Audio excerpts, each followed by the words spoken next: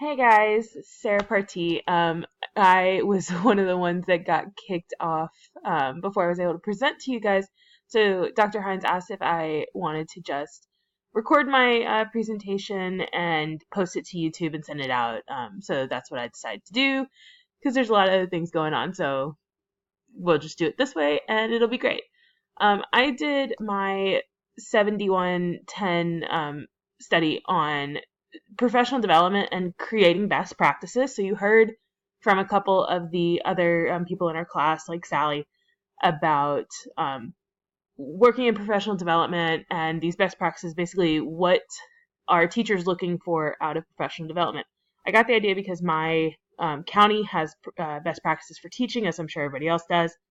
And so it was just kind of one of those, I've always felt that schools kind of shove down our throat how to teach our kids and what we should do when teaching our kids and don't really take their own advice to heart when we're working with professional development and teaching teachers. And so I thought it would be a really good idea to kind of try to really nail down some best practices for professional development.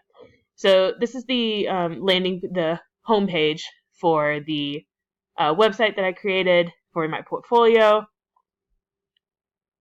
One of the articles that I did was a mission statement. I just kind of felt like it was one of the big things to kind of draw in the, not just the what, but the why. Why are we doing this?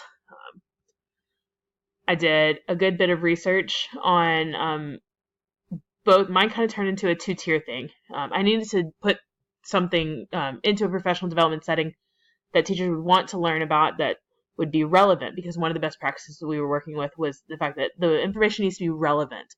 It needs to be something, like you heard from a couple of people, something that teachers can take back and use immediately.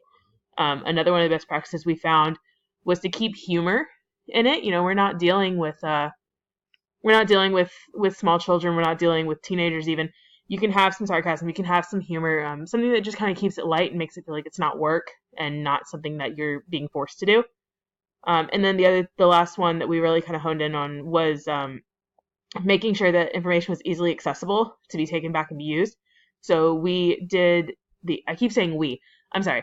I built it, and then it actually is starting to get picked up by the county because they came and watched one of my sessions. So that's why I keep saying we, sorry. But just kind of working through something that they could take back and something that was relevant. So we worked on underachievement. So I did a lot of research, not only on professional development and building professional developments, but underachievement and ways to combat that in gifted students specifically, and in the math classroom was what I was trying to do.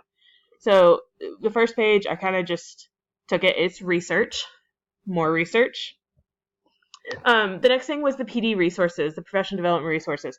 I included a video. I really like TED Talks, and I'm sure we've all seen Rita Pearson's TED Talk at least 10 times. So I kind of wanted something different. I also included the actual eClass page that I created. eClass is just like ELC for us. That was used for the professional development, getting teachers information prior to, getting the Google Forms out for surveys and things like that, as well as the letter that I sent home to inform parents that their child was taking part in the study. I included a bunch of the surveys. I did a student pre-survey and post-survey to help with underachievement. I did a teacher pre-survey and post-survey to help with what they wanted to see in a professional development setting. Lots and lots of data. I am a math teacher, and so kind of data really is what speaks to me. So there was lots of data that was included for analysis, and it helped us come up with the best practices and test their efficacy.